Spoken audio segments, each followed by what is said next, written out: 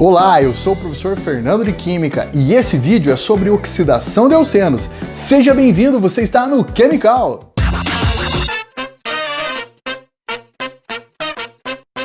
E aí, que tal você me dar uma força, hein? Inscreva-se no canal, ative as notificações e siga também o Chemical nas redes sociais. É sempre @chem_call, beleza? Bom, nós vamos falar nesse vídeo sobre reações de oxidação de alcenos. Primeiro, a oxidação é um fenômeno que ocorre com perda de elétrons. E se nós estamos falando de compostos orgânicos, então é em função do carbono. O carbono vai aumentar a sua carga. Um alceno é um composto orgânico que é um hidrocarboneto de cadeia aberta e que apresenta uma dupla ligação. Você pode verificar a carga de um carbono sendo oxidado, aumentando a sua carga, através da determinação do NOx individual desse carbono, por um comparativo de eletronegatividade ou pela carga média também do composto. Em alguns casos, você vai precisar fazer a determinação da carga individual para descobrir qual foi o carbono que sofreu a oxidação real. Fica comigo até o final desse vídeo que eu vou mostrar para você 4 tipos, que são as 4 principais maneiras de expressar a oxidação dos alcenos. Eu vou falar para vocês sobre a oxidação dos alcenos do tipo branda, energética, a ozonólise e também das reações de combustão. Vamos começar com a combustão agora. A combustão de um hidrocarboneto, seja ele um alceno, um alcano, um alcino ou qualquer outro hidrocarboneto, vai levar à formação de monóxido de carbono, dióxido de carbono e água, uma vez que ele é composto por carbono e hidrogênio. Carbono vai levar à formação de monóxido ou dióxido de carbono e o hidrogênio vai levar à formação de água.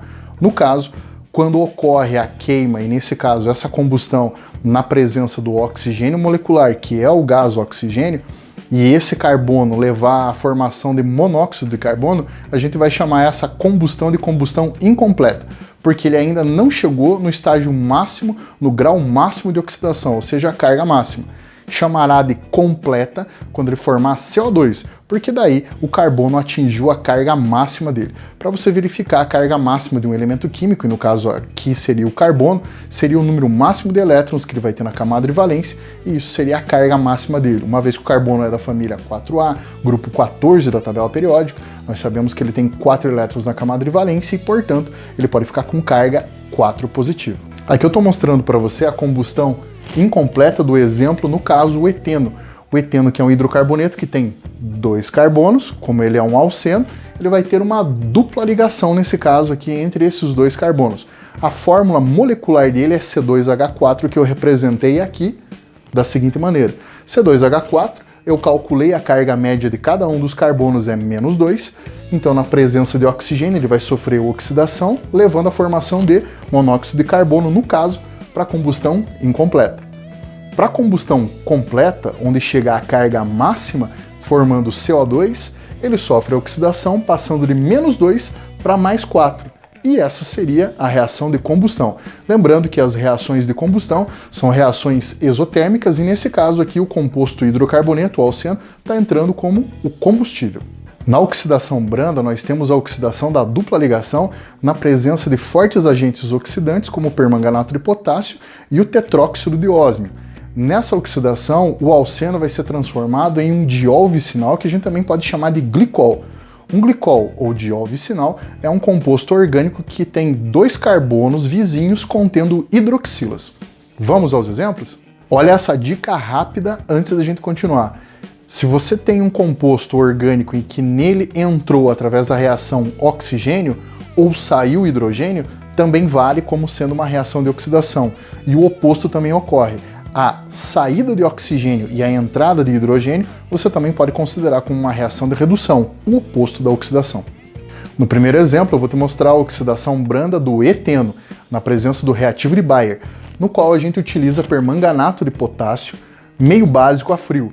Ele vai formar então o diol vicinal. Aquela dupla vai quebrar, essa dupla vai quebrar, e aí vai ter a formação de 2 hidroxilas, uma em cada carbono respectivo da dupla.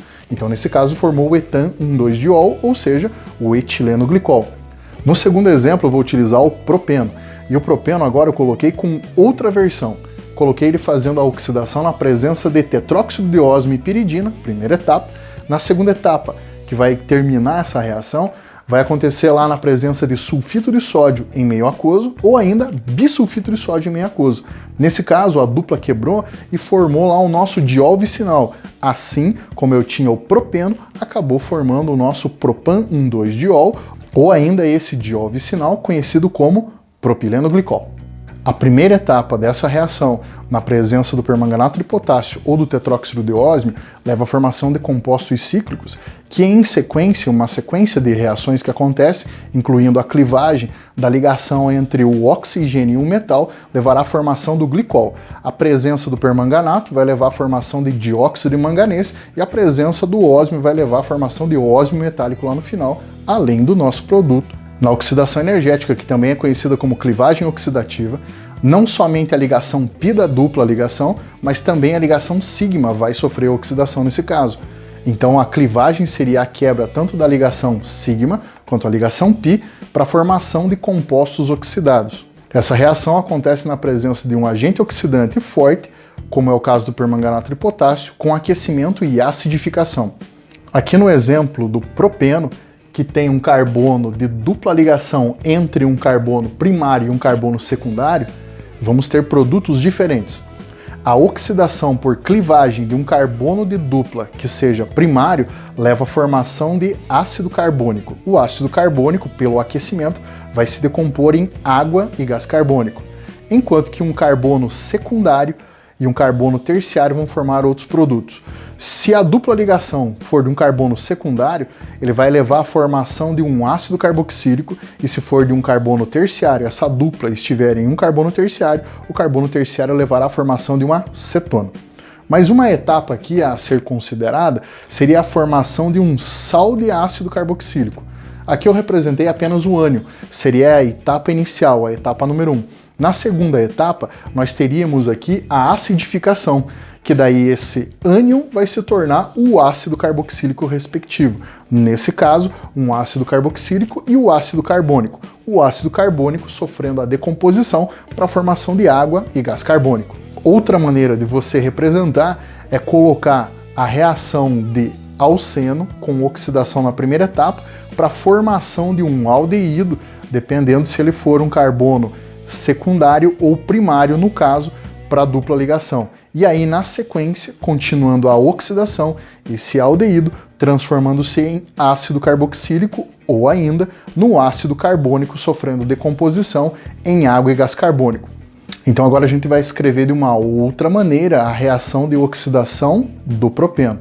Agora com a formação de aldeído e na sequência a oxidação desses aldeídos aí aos produtos finais. Assim, o propeno, como eu mostrei para vocês, que tem a dupla ligação que ocorre entre um carbono primário e um carbono secundário, essa condição de permanganato de potássio, aquecimento e o meio ácido produz o oxigênio suficiente para oxidar para a formação de um etanol e um metanol.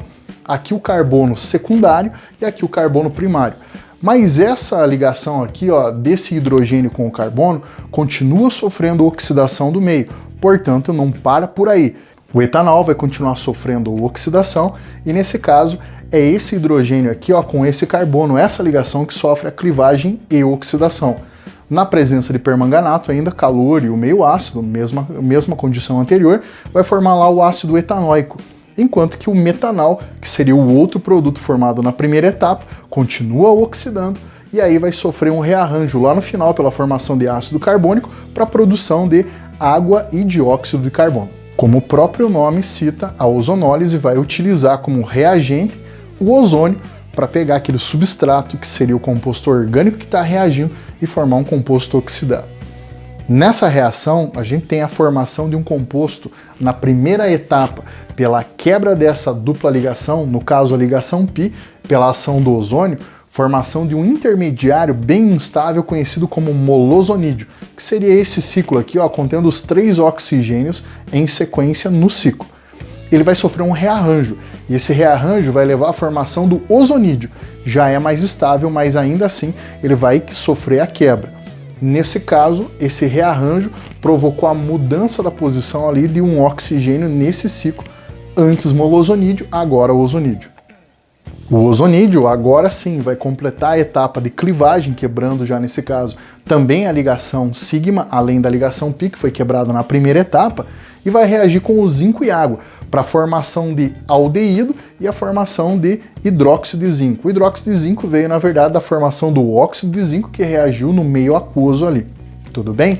Agora, se você parar para pensar, aqui eu tenho o meu molozonídeo rearranjando para ozonídeo. Esse ozonídeo é um derivado do eteno. O eteno ele tem 2 carbonos que são primários e por isso é que eles formaram 2 aldeídos. O carbono primário na ozonólise vai levar à formação de aldeído, o secundário vai levar à formação de aldeído, lembrando esses carbonos que estão na dupla ligação. E um carbono terciário participante da dupla vai levar à formação de uma cetona.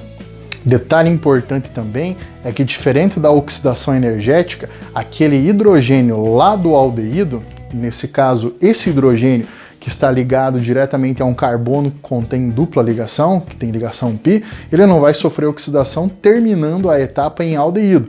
Antes, na oxidação energética, a gente tinha escrito como aldeído, continuava sofrendo a oxidação para passar ou para ácido carbônico ou para um ácido carboxílico. Aqui não, vai terminar nessa etapa com o aldeído. Portanto, carbono primário, formação de aldeído, secundário da dupla, formação de aldeído e o terciário para a formação da cetona.